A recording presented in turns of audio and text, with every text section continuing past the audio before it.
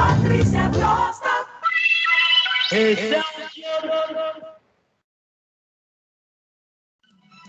Nove horas 33 minutinhos, Rádio Excelsior da Bahia, com você no nosso programa Excelsior Saúde.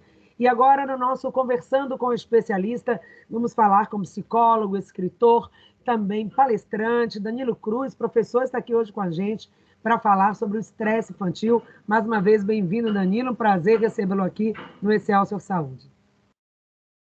Muito obrigado, Patrícia. É um prazer estar aqui novamente. Novamente agradeço à equipe da Excelsior e aos ouvintes, né, que são a razão da gente estar aqui falando um pouquinho, trazendo informação sobre saúde mental, informação tão necessária para as nossas vidas.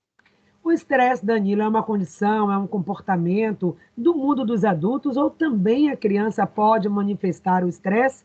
E se sim, quais são os elementos detonadores do estresse infantil? Na verdade, Patrícia, o estresse é uma condição humana. A gente sabe que o estresse é a capacidade que o organismo tem de se adaptar a uma situação nova. Isso gera algum grau de estresse. Quando esse estresse é demasiado, a gente chama de distresse, porque o organismo já vai perdendo a capacidade de se adaptar. E isso realmente é problemático. Esse seria o grande problema, quando a gente não consegue mais se adequar, se adaptar às situações desafiadoras que a vida nos impõe.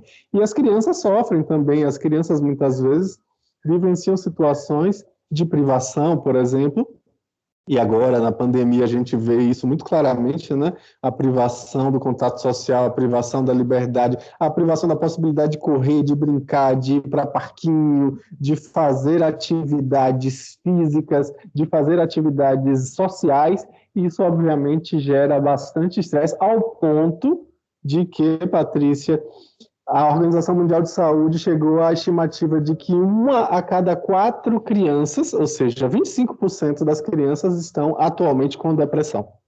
Nossa, isso é muito sério, né? Um impacto muito grande. O que nós estamos vivenciando agora, talvez só mais tarde, no futuro bem próximo, vai mostrar o que isso está trazendo para as crianças. Mas quais são os sinais que agora, Danilo, a gente já pode observar em relação a essa manifestação e crescimento do estresse? Que sinais de alerta as nossas crianças já podem estar manifestando e que vai dizer para os pais, olha, é preciso olhar para isso com atenção e, quem sabe, até fazer uma intervenção com um profissional?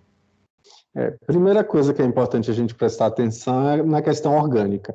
O corpo fala quando a gente está vivenciando algum grau de emoção muito intensa.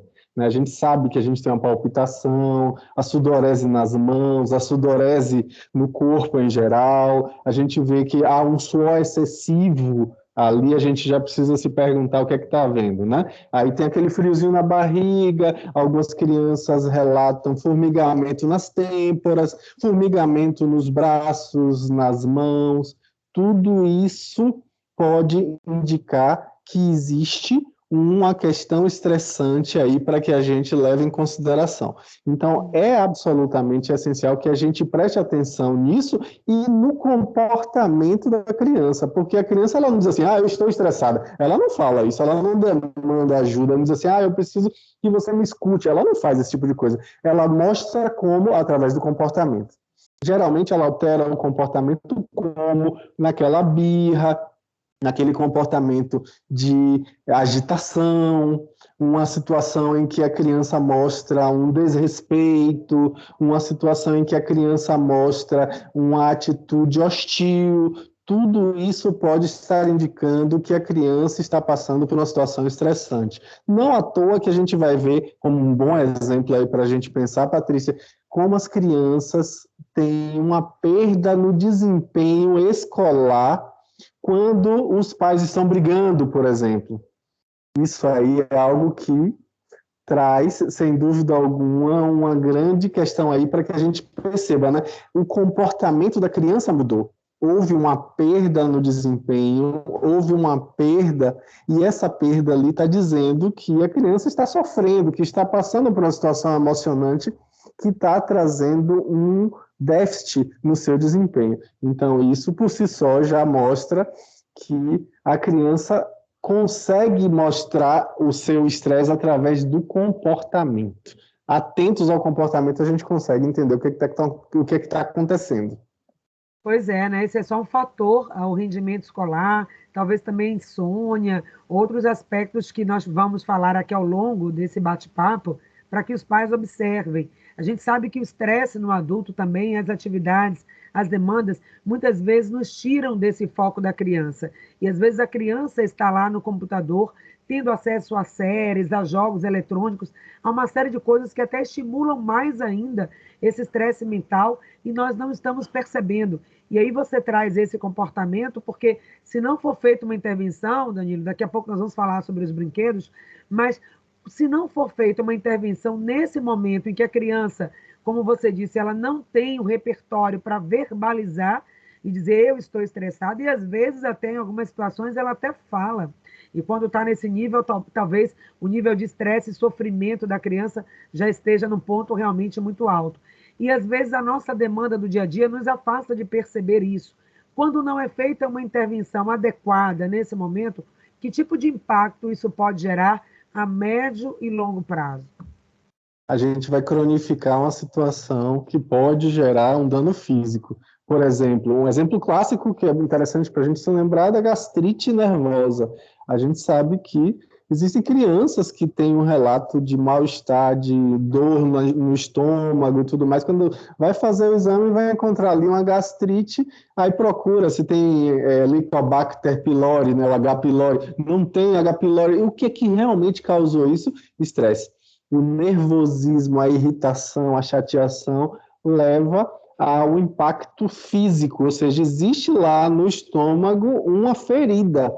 Então, essa ferida foi causada por um excesso de suco gástrico, que é justamente por conta da questão do estresse. Outra situação, a obesidade. É bem comum a gente ver a obesidade infantil correlacionada com situações estressantes que a criança vive. Então, tudo isso deve ser observado para que não haja uma cronificação, para que não haja uma situação em que o corpo sofre de maneira marcante. E não à toa, no final da infância, é muito comum a gente ver surgirem as doenças autoimunes. Começo da adolescência, em muitos casos a gente vê isso, eu vejo isso muito na clínica, que são justamente por conta de fatores estressantes que servem de gatilho para o início de uma doença como, por exemplo, um lúpus eritematoso, uma doença como uma tireoidite de Hashimoto, que são doenças autoimunes que têm uma base emocional muito forte. Nossa, muito sério, realmente, isso a gente precisa estar atento. E em meio a tudo isso, Danilo, surgem então esses brinquedos sensoriais e educativos também, que é uma nova tendência, e que provavelmente o nosso ouvinte, a nossa audiência, quem vai ver esse vídeo depois, já tenha visto algum desses brinquedos e um desses pequenos. Então, qual é desses brinquedos, né? Por que eles surgem tão forte nesse momento? E algumas crianças estão agarrados a eles. Vamos falar um pouquinho desses brinquedos sensoriais e o impacto que eles podem trazer para esse contexto do estresse infantil. Os fidget toys, como tem sido chamado atualmente, que a palavra fidget em inglês significa inquietação. Então, são brinquedos para inquietação. A gente no Brasil aportuguesou dizendo que é brinquedo anti-estresse. Na verdade, isso existe há muito tempo. A gente tem relatos de brinquedos que foram feitos para diminuir a inquietação infantil lá em 1300 na China. Então, a gente sabe que existe esse tipo de brinquedo há muito tempo. Né? Da década de 80 para cá, a gente viu alguns, como, por exemplo, o cubo mágico, aquele famoso cubo mágico, é um tipo de fidget toy. Há uns 3, 4 anos, em 2017, melhor dizendo, surgiu um spinner, fidget spinner, é aquele spin, é um brinquedo que você tem um rolamento no meio e você roda ele, fica rodando, rodando, rodando. Aquilo é um fidget toy. E agora, mais recentemente, surgiram os fidget bubbles, ou bubble fidget, que são, na verdade, também chamados aqui em Salvador muito fortemente de pop-it. O pop-it é o quê? É uma imitação daquele plástico bolha que a gente poca. E é tão gostosa, aquela sensação gostosa de estar pocando plástico bolha, né? Pois bem, essa sensação gostosa de repetir aquele comportamento numa placa de silicone colorida que vai sendo colocada ali de um jeito que a pessoa, quando terminou de fazer, vai, vira o lado e faz outro lado para poder continuar em atividade o tempo todo. Aquilo ali as crianças adoram, a gente vê que existem alguns estudos, não em língua portuguesa ainda, mas em língua inglesa, falando sobre esse assunto, que eu acho que é interessantíssimo para a gente pensar que eles têm ajudado crianças de 2 a 7 anos, especialmente no momento pré-cirúrgico, quando a criança ainda está na ansiedade de que vai fazer uma cirurgia, utiliza-se aquele tipo de brinquedo. Olha que interessante, né, Patrícia? E aí aquilo ali faz com que a criança tenha um efeito similar ao de um momento de meditação. Olha que Olha só. interessante. A questão da concentração, do foco, isso também traz, Danilo, pois ele permite que o cérebro, digamos assim, processe outras informações além daquela que a criança está pensando. Por exemplo, eu estou vivendo aqui, né, no meu contexto, eu tenho um filho de 11 anos que vai passar por uma semana de provas agora na escola, é o último trimestre da escola, e ele já está se mostrando ansioso, porque está com uma série de trabalhos para fazer, e essa ansiedade gera exatamente isso que você está dizendo, né? É a perda do sono, a baixa da questão da atenção escolar. Enfim, então esses brinquedos ajudam a concentrar ou eles podem ser uma armadilha à medida que a gente imagina, resolvi o problema. Dei um brinquedinho desse para o meu filho, tá tudo ok. Como é que a gente deve entender isso? Não, todo excesso esconde uma falta, né, Patrícia? É preciso a gente lembrar que não adianta a gente achar que o brinquedo em si vai resolver a fonte do estresse. Ele pode até amainar, né, minorar um pouquinho o estresse, mas se existir um excesso ali, aí vai piorar o estresse, porque acaba que a criança fica obcecada por aquilo e isso não ajuda, isso é ruim no final das contas, né? E se houver, então, interação com outras crianças, com competitividade, aí é que o estresse aumenta ainda mais. Então, não é esse o momento. Na verdade, a gente precisa tomar cuidado com o fato de que, às vezes, a gente dá presente porque não está dando conta de dar presença. E é preciso que a gente aprenda a dar presença de qualidade. Ah, mas eu tenho pouco tempo. Esse pouquinho tempo, mas que seja de qualidade, de presença na convivência com os filhos, isso faz uma diferença imensa. Isso faz uma diferença imensa não só para você, porque é qualidade de vida para você, mas principalmente para seus filhos, para as crianças. É importante ter esse momento. É um momento em que a gente vai ver que realmente faz a diferença. Não adianta ter só o brinquedinho que é de anti-estresse que vai resolver, não. O brinquedo ali, gente, ele é cheio de estratégias sensoriais, como você falou, né? São brinquedos sensoriais. Então tem muitas cores, geralmente, tem muitas sensações físicas, né? Tem um estímulo à coordenação motora fina, ao toque, a questão do tato, né? Existe toda uma tentativa de envolver a criança no que ela está fazendo. É interessante porque, por exemplo, o que eu falei agora há pouco do fidget spinner, aquele spinzinho que a gente fica rodando, ele foi inventado por uma mãe, olha que interessante isso, lá em 2010, a mãe percebeu que a filha autista era muito agitada e inventou aquele brinquedinho para ela e virou um sucesso, tanto que em 2017 se tornou uma febre e tem muitos estudos sobre isso, usando esse tipo de brinquedo para poder diminuir o estresse. Então funciona, realmente funciona, mas nada em excesso, né? É importante lembrar que não adianta a gente se exceder com nada, porque, como eu disse, todo excesso esconde uma falta. Esse comportamento sensorial também. Às vezes a gente vê pessoas mordendo o bocal da caneta, tirando e colocando a caneta, fazendo crianças até que mordem a gola da camisa e fazem outro, ficam desenhando no papel o tempo todo. Esses são Tédio. comportamentos que vão mostrando o estresse também, Danilo? É a situação de tédio, né? Infelizmente, a gente percebe toda uma geração que não foi educada a esperar. Enquanto espera, tem que fazer alguma coisa, tem que jogar alguma coisa, tem que brincar com algum brinquedo, tem que ficar com o celular na mão, brincando. O celular é chamada babá eletrônica, né? A pessoa fica ali com o celular na mão, que aí não incomoda ninguém. Só que nessa história, acaba que cria um hábito mental de falta de paciência, de intolerância à frustração. A gente precisa também do tédio, isso faz parte da vida, não tem nada errado em vivenciar tédio não, gente. A gente precisa aprender a lidar com esse tipo de frustração, esse tipo de emoção. Isso também é importante. Eu me lembro daquele autor, Domenico De Masi, no seu livro O Ócio Criativo, que vai mostrar que é justamente nesses momentos de tédio que a gente tem grandes insights, grandes ideias, grandes possibilidades na vida. Então, isso também é importante. A criança precisa aprender isso desde cedo. Olha, e está surgindo várias coisas. Vou trazer também o ouvinte aqui para a nossa roda de conversa.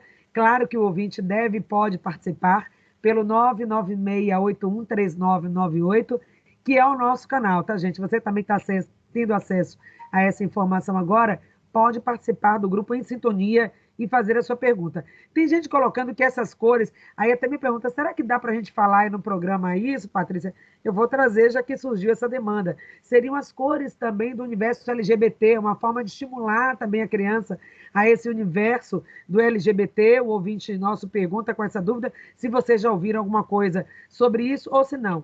Ele também fala sobre essa questão da música, né? A questão do som que o brinquedo emite, se esse som repetitivo e a música também pode acalmar. Pergunta do Elinaldo Santos, poeta lá de Santo Amaro. Obrigada, Elinaldo. Então, Elinaldo, na verdade, realmente existe essa questão, as pessoas questionam, as pessoas perguntam, né, por que dessas cores do arco-íris, porque tem alguma coisa a ver, assim, existe essa gama de pessoas que pensam que existe essa possibilidade, mas realmente não há como a gente afirmar categoricamente. A gente não tem estudo antropológico, psicológico, sociológico que justifique dessa forma, que diga que realmente é uma espécie de estímulo. A gente tem até mais coisa do que isso, viu?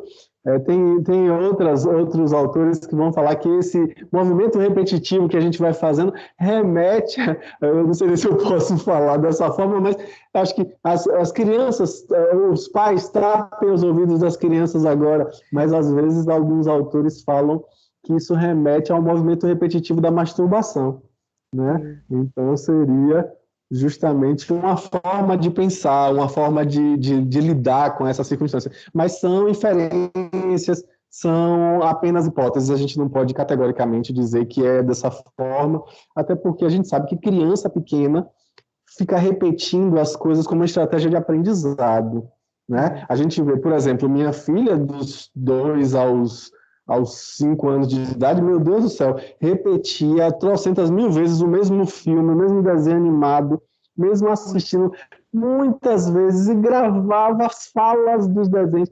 Por quê? Porque é uma necessidade de repetir para fixar. Então, isso faz parte de uma estratégia que é esperada das crianças, essa repetição. Não necessariamente tem a ver com a situação de acalmar com relação ao estresse, no caso dos filmes, mas no caso do brinquedo, teria essa função, né, de acalmar, que com um comportamento repetitivo, você lembrou bem a questão da caneta, o obsessivo compulsivo, ele faz muito disso, né, fica repetindo coisas para poder acalmar os pensamentos obsessivos que trazem muita ansiedade. Então, para diminuir a ansiedade, faz a compulsão, ou seja, os comportamentos compulsivos, repetitivos. Isso pode realmente justificar. Já ouvi até algo do tipo, não sei se tem sentido, se vai fazer sentido para algumas pessoas aqui que estão nos ouvindo, né, nesse bate-papo, que pessoas que falam demais, falam o tempo todo, é aquele tempo que o cérebro precisa. Enquanto elas estão falando, elas estão processando e organizando ali o seu pensamento. E depois que elas falam, parece que meio que relaxam, né? Foi uma necessidade de se organizar.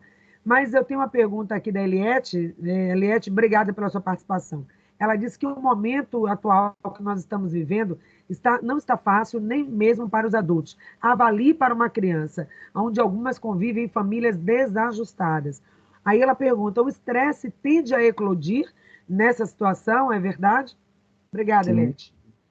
Sim, Eliette, o estresse tende a eclodir e as crianças geralmente sofrem mais porque não tem uma válvula de escape, não tem muitas vezes uma forma de expressar a sua tensão emocional, e aí quando expressam por seus comportamentos, são punidas, não são compreendidas. É interessante que a gente pune a criança por um comportamento quando, na verdade, a gente está sendo mais imaturo do que a própria criança, né?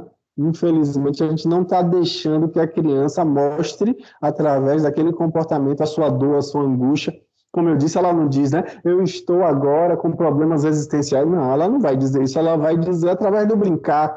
Ela vai dizer através... Não à toa que crianças que estão precisando de acompanhamento psicológico vão ser estimuladas no contexto clínico a brincarem. Muita brincadeira, justamente por quê? Porque através do brincar a gente expressa as nossas emoções. Não diferente vai ser isso, né? A gente vai ver muitas vezes que as crianças que estão brigando muito na escola, com os coleguinhas, às vezes aquilo ali está sendo uma forma de colocar para fora uma tensão. Ela não consegue brigar com os seus, aí briga com os outros de fora de casa. Então isso pode estar dizendo algo, e a gente precisa estar muito atento, em vez de simplesmente punir a criança e colocá-la de modo bonitinho e adestrado. Não, não, é preciso que a gente escute, veja o que está além do visível, veja o que está além do óbvio. Verdade, né? Todo comportamento é um sinal de comunicação, todo comportamento comunica. Se a criança está mais agressiva ou está mais recolhida, isso está comunicando algo, é a forma dela de se expressar. Então, quando você diz mais do que punir, o que só vai agravar o estado dessa criança, procura ver, perceber, entender que ela pode estar num pedido de ajuda, gritando pela sua atenção e pela sua ajuda. Então, acorde, o nosso intuito hoje aqui é fazer esse alerta, olha mais para essa criança, tira mais o olho do celular, das redes sociais e olha mais para as crianças porque elas estão pedindo ajuda. Para fechar, você que está estudando também essa questão desses brinquedos, vendo isso, porque é uma realidade que com certeza vai chegar na sua casa, porque tem crianças, ou no seu consultório, porque você atende, o que você gostaria de dizer agora, de tudo que você está vendo, lendo, pensando e pesquisando sobre isso? Que orientações e que dicas você fala sobre os brinquedos anti-estresse e sobre o estresse infantil? Eu vou falar agora diretamente para os pais, Patrícia. Pais, vamos estar atentos aos nossos filhos, vamos estar atentos às crianças, vamos dar presença de qualidade, vamos verdadeiramente estar ali junto, porque não adianta a gente tapar buraco com brinquedo, não adianta a gente tentar lidar com a nossa própria ausência dando presente, não funciona desse jeito. Então, é importantíssimo que a gente, nesse momento, se proponha a escutar de coração aberto, através do comportamento da criança, o que ela tem para falar. E para isso a gente precisa sentar no chão, precisa brincar, precisa realmente se divertir, precisa jogar, fazer atividades junto, presença de qualidade.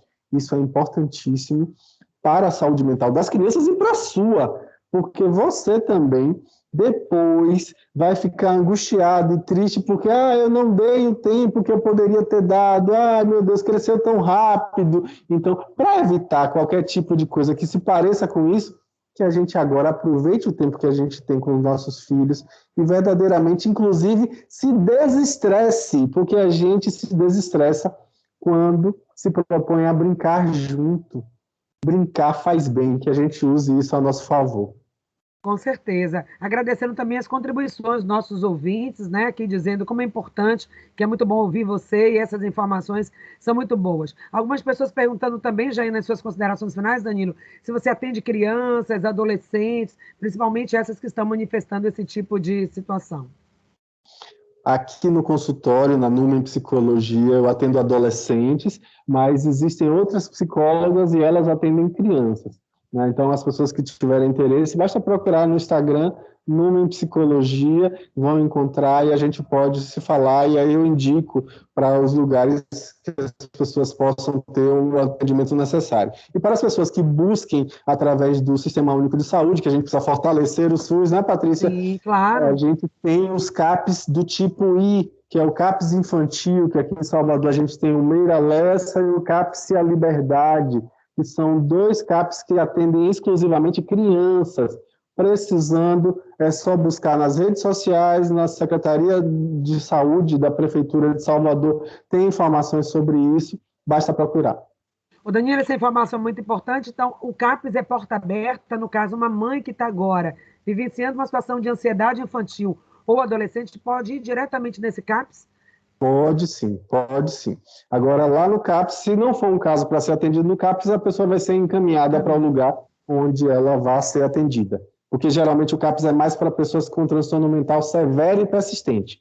Mas aí, como eu disse, não sendo isso, é encaminhado para onde de direito, ok? Agradeço muito, Patrícia, por estar aqui novamente. Um grande abraço e até a próxima, com fé em Deus. Eu que agradeço também, é sempre muito bom conversar com você, trazer esses temas da atualidade e ajudar a nossa audiência, os nossos ouvintes, a entenderem mais esses fenômenos da atualidade e aprender a lidar com eles. Então, muita saúde para todos. Obrigada, Danilo. Até amanhã, gente, se Deus quiser, com mais um programa Esse é o Seu Saúde. Muito obrigada a todos que participaram. Obrigada, então.